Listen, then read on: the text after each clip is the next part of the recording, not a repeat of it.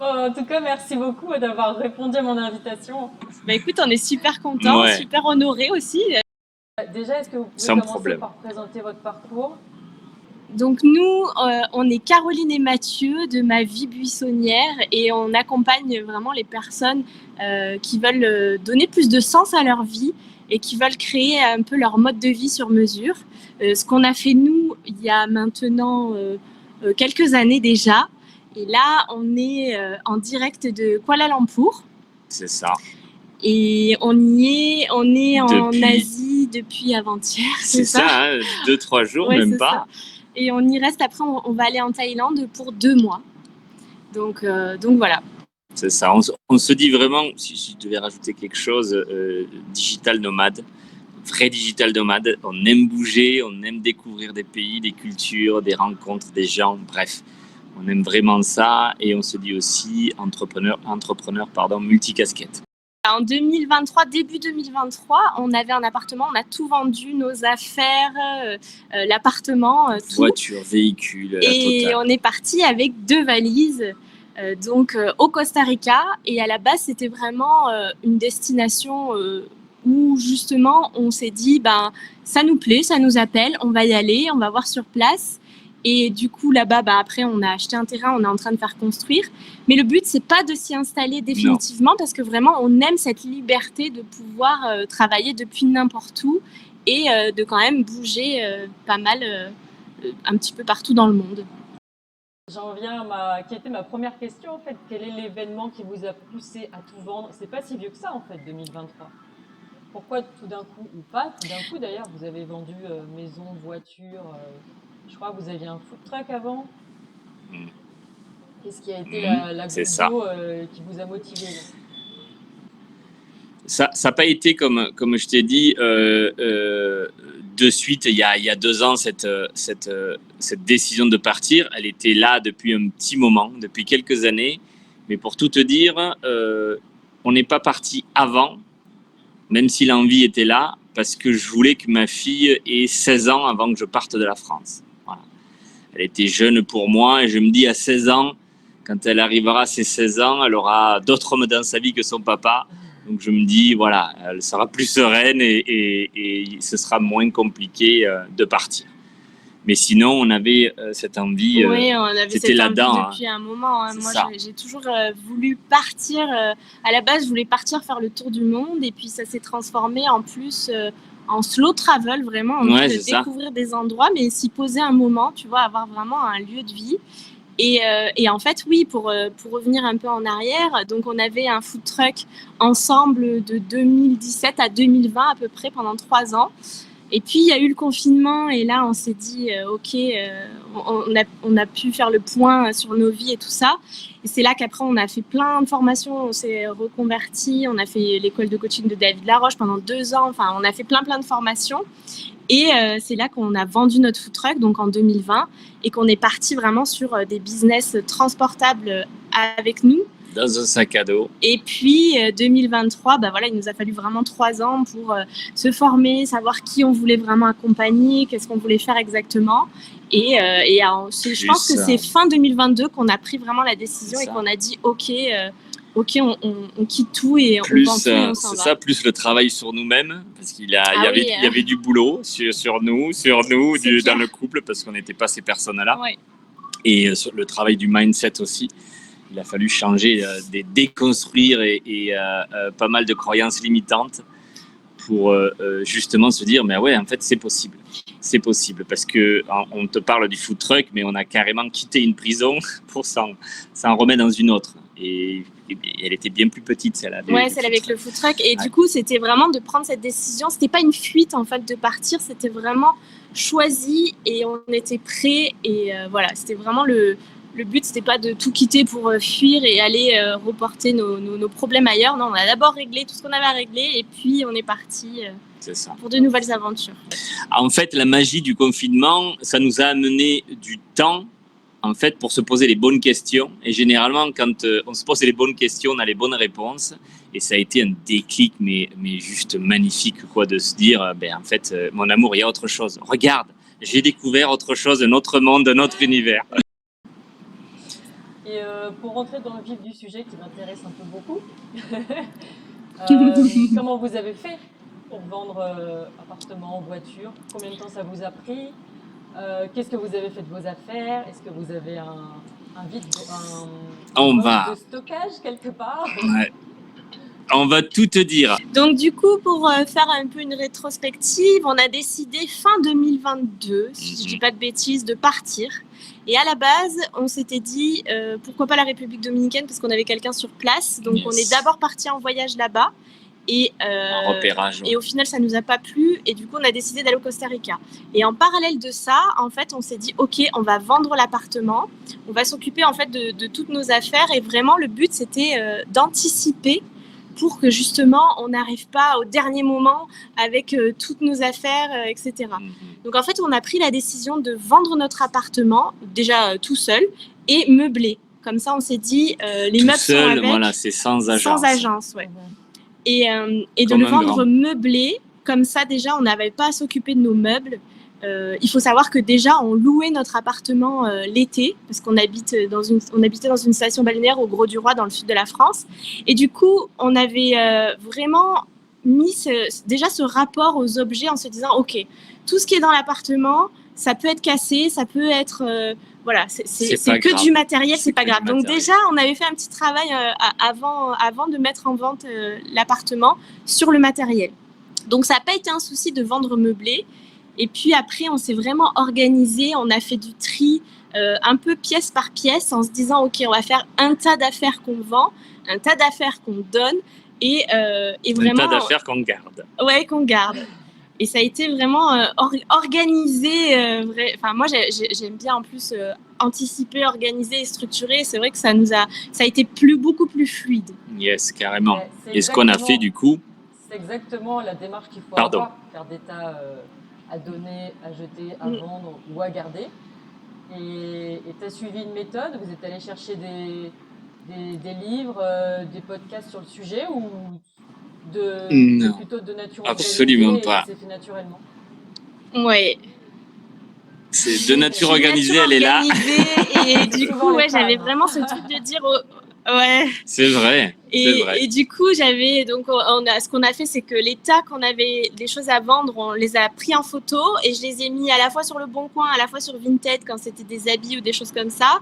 Après, on avait vraiment regroupé toutes les choses qu'on voulait donner et on en a donné une partie à nos proches, une partie quand c'était des habits, à des SDF qui étaient vers chez nous. Il y a eu pas mal de SDF qui se sont raccrochés au Grau-du-Roi comme il faisait un petit peu plus chaud l'hiver. Donc je pense que c'est pour ça il y avait pas mal de SDF et on a fait des cartons, on a fait des heureux vraiment, des habits, on a vraiment partagé ça équitablement. On a offert ça, ils étaient aux anges, on a rajouté aussi de la nourriture dedans. Bref, on a fait des heureux et au final, on avait créé un tas à jeter et même moi je me disais mais Caro, ça là, on peut pas le vendre. Qu'est-ce que tu fais avec ça? Et en fait, on a tout vendu, tout s'est vendu. J'ai dit tout se vend en fait. C'est vrai qu'on a vendu des fois des petites babioles, des petites bougies, des petits. Je sais même plus. Il y avait des choses où tu me disais mais ça ne se vendra jamais. Et en fait, on l'a vendu. Et en fait, ça nous a fait une petite cagnotte, une jolie cagnotte au final. Et aussi, ce qui s'est passé, c'est que donc on a rapidement trouvé un acheteur pour l'appartement et on lui a proposé aussi des choses qui n'étaient pas incluses dans l'appartement mais dont il pourrait avoir besoin, la cafetière, enfin voilà, vraiment des choses.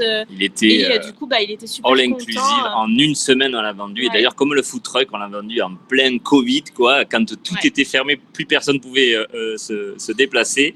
On a vendu ce food truck-là, clé en main aussi. Donc, là, pour l'appartement, du coup, c'est vrai que c'était cool.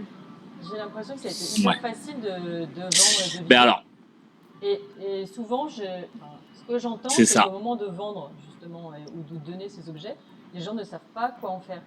Et c'est super long de vendre sur Vinted, de vendre sur Le Bon Coin. C'est chronophage, c'est énergivore. Donc les gens, à ce moment-là, à cette étape du tri, se démotivent. Et ça finit dans des cartons dans le garage et les objets sont toujours là. Donc je suis étonnée que tu me dises que c'était super facile et rapide parce que j'ai l'impression qu'il y a trop de tout et que c'est hyper dur de s'en débarrasser.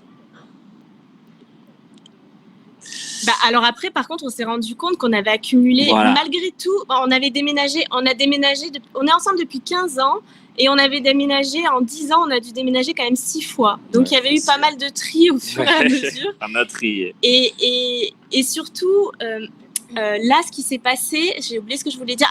Ça va revenir. Ah ouais, j'ai oublié moi aussi. C'était par rapport à... Ah oui, ça y est. C'est le jet lag, désolé. Ça y est, je l'ai. Et quand on te dit que c'était facile, c'est qu'en fait, on a quand même anticipé, on s'y est pris au moins 2-3 mois à l'avance. Du moment qu'on a mis l'appartement en vente, on a commencé à faire cet tas et on a mis sur le bon coin. Et quand les gens venaient récupérer des fois il y a des personnes qui venaient carrément à l'appart récupérer des objets, ils voyaient, en fait on leur expliquait qu'on partait et ils voyaient d'autres choses je veux et ils se sont dit pourquoi pas ça. Et du coup c'est vrai que ça s'est fait assez facilement. Bien sûr il y a des objets à la fin qu'on n'a pas vendus, mais ce qu'on n'a pas vendu, soit on l'a donné, la plupart du temps on l'a donné, En fait, c'était ça. Quand tu parles de facilité, ce qui a rendu les choses faciles, c'est que dans notre tête, voilà, si on ne le vend pas, on le donne. Donc forcément, c'était pas un problème et forcément, ça allait, quoi qu'il arrive, rendre service à quelqu'un et pas nous encombrer. Donc c'est ce qui a fait que c'était simple et efficace. Et aussi, je te dis, il y avait eu tout ce travail avant où on s'était plus attaché au matériel et vraiment, on a eu cette sensation de plus on se libérait du matériel et plus on était libre et ça a enlevé du poids et du poids et du poids et en fait, c'était.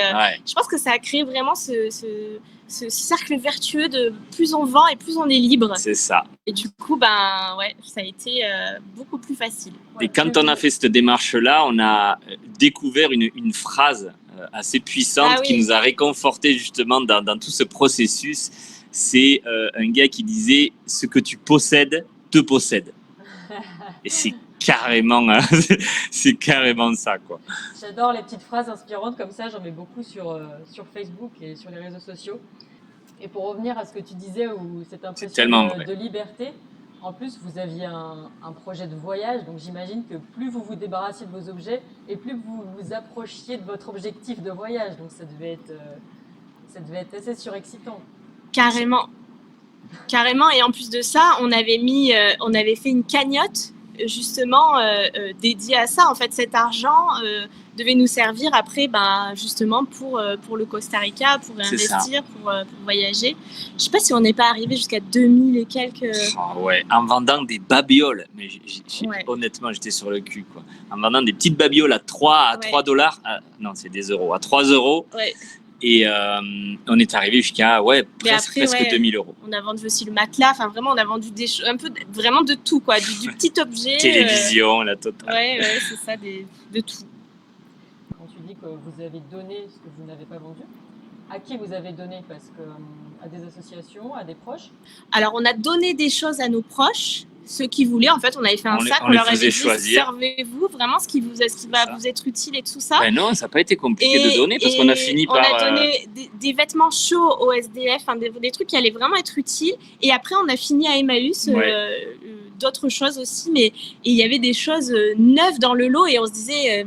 Justement, je pense qu'on avait fait un gros travail sur nous avant aussi et ça aide énormément à changer sa façon de voir les choses et là nous c'est plus on donnait et en fait on se disait il va avoir une deuxième vie ces objets. Ça. Et vous m'avez toujours pas dit du coup ce qu'il y avait dans vos valises, qu'est-ce que vous avez gardé et qu'est-ce qui était le plus difficile à trier? Ah oui, alors justement on l'a amené, bouge pas. Alors, ce qu'on a mis dans nos valises, c'était vraiment l'essentiel, hein. On a mis des habits. Des habits, chaussures, habits. Pour ma part, que des habits. 7 jours d'habits, 7 caleçons, 7 chaussettes, 7 t-shirts, 7 shorts. Et le reste, c'est du matos que tu vois là. Le micro, nos ordis. C'est ça. Ce qui a été le plus difficile pour nous, ça a été les livres. Et d'ailleurs, on en a gardé, c'est un des rares. On a gardé et on en a amené plein au Costa Rica. Du coup, on a plein de livres au Costa Rica et c'est ce qui pesait le plus lourd parce qu'on n'avait pas encore, on n'en a toujours pas d'ailleurs de Kindle. C'est vrai, hein, au moins c'est tout après. Numérisé, on s'est dit mais pourquoi on n'a pas acheté un Kindle? Et on tenait à nos livres, donc du coup, audios. On a amené, on doit avoir une quinzaine de livres, un peu plus que ça. Au Costa Rica. Au Costa Rica. Et après, il y en a un petit peu en France aussi. Ah, donc vous avez gardé des affaires en France. On a quoi? On a peut-être 2 J'ai sacs. 2 sacs chez ma mère. Ouais. Voilà. Ouais. Que on récupère quand on revient en France, on recharge nos valises, on vient vide. Des fois, on refait du tri. Ouais, c'est ça. Et des fois, on fait du tri. Et d'ailleurs, les livres, on va les donner en fait. On va les offrir ou les vendre parce que on va pas se trimballer avec ça. Ouais, parce que j'allais dire, s'ils sont là-bas depuis, ça fait quoi, 2 ans? Bon, C'est j'imagine ça. que soit vous pouvez les racheter sur place, soit vous pouvez acheter une Kindle. C'est ça. C'est ça. On s'est fait une raison. Et donc, dans votre valise, je me demandais si vous aviez des objets, des livres ou des souvenirs. En fait, vous aviez des vêtements et des livres. Vous n'avez pas amené de photos, des vêtements et des livres. Je sais pas, tout ce qu'on s'imagine sentimental. Tout ça.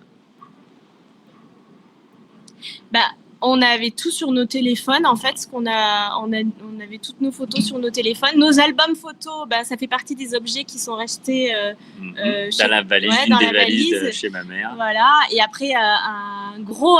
Enfin, moi, j'avais un tourne-disque, un vieux tourne-disque à l'ancienne de mon père que j'ai voulu garder. Et il est chez ma mère, celui-là. Voilà. On n'a pas pu trimballer parce que lui, il est très très lourd. Donc, c'est le seul objet de valeur sentimentale que j'ai gardé et que j'ai stocké. J'ai gardé, moi, un marque-page là où il y a ma pépette, en fait, ma fille. En photo. En photo, voilà. Ouais. Que je mets dans les livres. Valises, j'imagine. Le marque-page. Dans un des livres, en fait. C'est ça, bien protégé. Après, autre chose qu'on a emporté dans nos valises, c'était tout ce qui est déo, enfin vraiment les trucs déo qui a pas forcément déo, shampoing, bizarrement. Ah ouais, savon. On savait d'avance, je sais plus pour quelle raison, qu'au Costa Rica, il y a moins de choix et on aime bien quand même les déos un peu bio et voilà on ne met pas n'importe quoi sur notre peau. La valeur santé, elle est assez haute chez nous deux, donc on a ramené ça. On nous avait prévenu et on a ramené quelques bons produits. On avait ramené 10 déos, 10 déos, quelques dentifrices et des savons. Ouais. Et on a bien fait. Ouais. Et le stock arrive juste à sa fin. Bon, après, on a acheté entre-temps d'autres trucs, mais Et j'avais ça aussi, que notre voisine nous a offert. Un petit Bouddha, une pierre Bouddha. C'est ça, une pierre sacrée qui nous suit aussi. Et lui, même s'il est lourd, il nous suit, nous porte chance. C'est nos petites porte-bonheur. Donc lui, il nous suit partout aussi. C'est ça, exactement. Ça. Et après, moi, un objet que j'ai absolument voulu garder, mais c'est ma chaîne, du coup, c'est facile à transporter parce que c'est sur moi. Donc, Est-ce que ça a changé votre façon de consommer? Quand on était nos anciens nous, il fallait absolument, et on voyageait déjà pas mal, il fallait absolument ramener un souvenir à maman, à papa, à la sœur, aux frères, aux amis, à même la fille. Même pour nous, on s'achetait un aimant, on avait des aimants qu'on mettait sur nos frigos. Maintenant, c'est fini. On a enlevé la case souvenir. À la rigueur, ce qu'on peut rapporter, par exemple, du Costa Rica, là, on avait ramené, même pas cette année, du chocolat et un bon paquet de café aussi. Et voilà, c'est vraiment... Et bizarrement, quand on arrête de ces petites attentions, on a des reproches. Alors, vous nous offrez plus rien de la famille et des proches. Et je dis, non. On habite là-bas, c'est pas des vacances. C'est ça, exactement. C'est ça. Donc, on vous ramène plein de souvenirs. Si vous voulez venir, c'est avec plaisir, mais fini les cadeaux. C'est terminé. En plus, la plupart, c'est les cadeaux qui servent à rien. Ça prend la poussière. Et... Bref. On est d'accord, mais c'est vrai que c'est dur de se débarrasser de cette habitude d'offrir des cadeaux aux anniversaires, à Noël. C'est ça. D'ailleurs, comment vous gérez cette période? Est-ce que vous vous offrez des cadeaux pour vos anniversaires? Est-ce que vous recevez des cadeaux à Noël? Non, parce qu'il n'y a pas de colis qui peuvent venir jusqu'au Costa Rica, c'est trop compliqué. Et vrai. Nous, ce qu'on aime c'est des expériences. Exactement. Donc, ce qu'on aime, en plus, on est tous les deux nés au mois d'août, donc on est à 20 jours, nos anniversaires sont à 20 jours d'écart, donc du coup, on aime bien se payer une expérience ou un truc où on le vit sur place. Et, Ça, c'est juste le cadeau par excellence qui ne prend pas de place. Peut-être ici, ça prend de la place là, que tu collectes à vie et tu pars avec ça en plus. C'est pour ça qu'on adore aujourd'hui se payer, s'offrir des expériences, des rencontres, des aventures. Voilà ce qu'on s'offre et c'est juste parfait. Voilà, comme je te dis, ça prend de la place là-dedans, dans nos souvenirs et pas dans nos valises. Ouais, vous avez vraiment adopté un mode de vie minimaliste et une mentalité minimaliste, je dirais presque poussée à l'extrême. C'est un peu ça. Et pour tout te dire, là, alors d'habitude, on a pris l'habitude aussi de voyager qu'avec une petite valise cabine. Ah, fabuleux. Donc, et là, pour la Thaïlande, comme on va y passer 2 mois, on s'est dit, on va prendre une grosse valise. Si on doit prendre des trucs pour décorer la maison au Costa Rica qu'il y a moins, enfin, tu vois. Et elle nous emmerde. Elle nous pèse dans tous les sens du terme et je regrette presque d'avoir pris la grosse valise. Ouais. Et vraiment, enfin, maintenant, ça va devenir... que si c'est indispensable, mais encore, je regrette d'avoir pris la grosse valise. On a nos 2 grosses valises, et c'est plus embêtant qu'autre chose. Ouais, donc le minimalisme, pour vous, c'était la liberté, quoi. Tellement. Ah ben, voyager léger, voyager heureux, hein, les amis. Quel conseil vous aimeriez donner à des gens qui aimeraient soit devenir minimaliste autant que vous, soit alléger au moins leur quotidien? Moi, je dirais de faire du tri physiquement dans ses affaires, ça t'aide à faire du tri mentalement, je trouve. Et en fait, d'essayer petit à petit, rien que de trier, peut-être commencer par ses habits ou trier, je dirais ses habits. Et si c'est des choses que tu n'as pas mis depuis 6 mois, allez, même 1 an, en fait, donne-le, vends-le pour du coup, ça te fait une cagnotte pour faire autre chose. Mais voilà, moi, je dirais vraiment, fais le tri, commence par quelque chose de plus simple et dis-toi, pose-toi la question, est-ce que je l'ai utilisé il y a moins de 6 mois, moins d'1 an? Si c'est pas le cas, débarrasse-toi-en et tu verras, ça t'allège l'esprit et tellement. Et ta valise. Bien dit. Et ça remplit ton portefeuille des fois. Et moi, je dirais, c'est plus, je vais mettre ma casquette de coach, je dirais plus une phrase qui m'a bien aidé quand j'ai commencé cette belle aventure. Quand on a commencé cette belle aventure, c'est malheureusement la plupart des gens pensent que le bonheur se trouve dans les choses qu'ils possèdent, en fait. Et le bonheur est absolument pas là. Le bonheur est en nous, le bonheur est dans les partages, les rencontres, le bonheur est dans les expériences. Gratuites. Et la plupart du temps, le bonheur se trouve dans des choses gratuites. Un coucher de soleil qui peut me donner la larme à l'œil, un paysage à couper le souffle, une mer bleu turquoise avec des récifs, enfin voilà. Une conversation. C'est ça, des animaux, on est tombé sur des bébés paresseux juste là devant nous. C'est ça en fait, la richesse pour nous se trouve ici et pas dans les choses que l'on possède. Ouais, tu as bien résumé la définition du minimalisme. On a bien résumé un petit peu notre parcours jusqu'ici et cette légèreté en fait. Ouais. On est léger là-dedans parce que les gens en fait, à la hauteur où ils entassent, au plus ils ont de pièces, au plus ils mettent des merdes et en fait là-dedans c'est pareil. Bah oui, ça s'accumule. Ça accumule là-dedans, donc faites le tri. Dégagez ce qui ne sert pas. Moi, quand tu me dis, est-ce que vous avez vu des trucs, et j'ai entendu juste une phrase pour nous aider à nous débarrasser de ce qu'on avait, c'est si tu ne portes pas des habits de plus de 6 mois, vire-les. C'est que tu ne l'aimais pas, quoi. Et c'est ce qu'on a fait, c'est ce que tu as fait beaucoup, c'est ce qu'a fait beaucoup Caro. Donc vraiment, voilà, allégez-vous.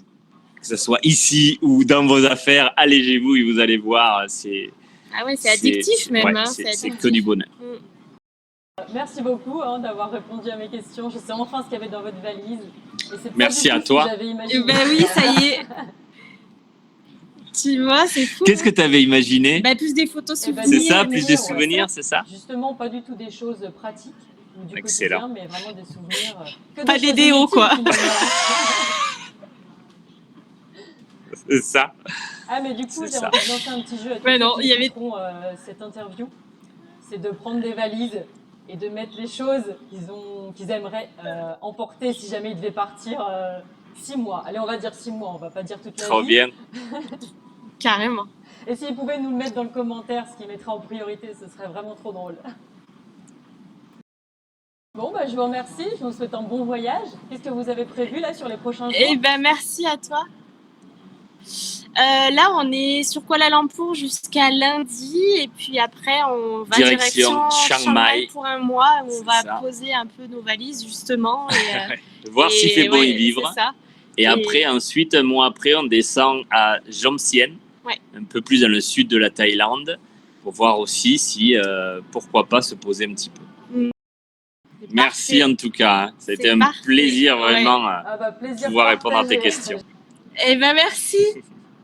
À bientôt. Au revoir. À bientôt. Merci. Ciao, ciao. Ciao.